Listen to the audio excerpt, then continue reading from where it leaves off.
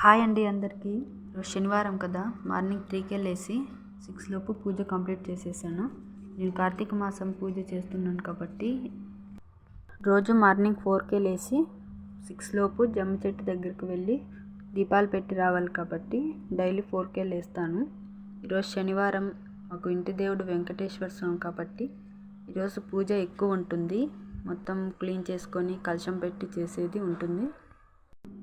శనివారం వెంకటేశ్వర స్వామికి పిండి దీపాలు పెట్టుకోవడానికి అన్నీ రెడీ చేసి పక్కన పెట్టుకున్నాను. నైవేద్యం కోసం పొంగల్ చేశాను.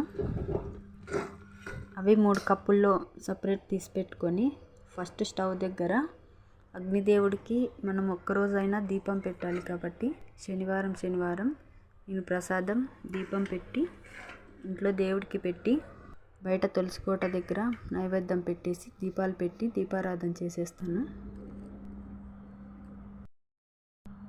రోజు నేను ఇంట్లో పూజ చేసేటప్పుడు మణిద్వీప వర్ణన కంపల్సరీ పెడతాను.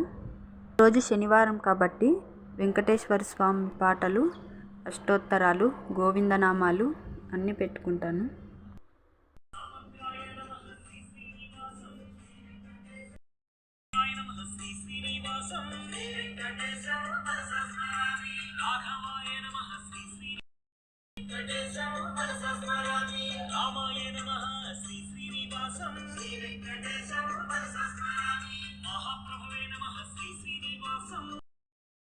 మీకు ఈ వీడియో నచ్చితే లైక్ చేసి సబ్స్క్రైబ్ చేయండి.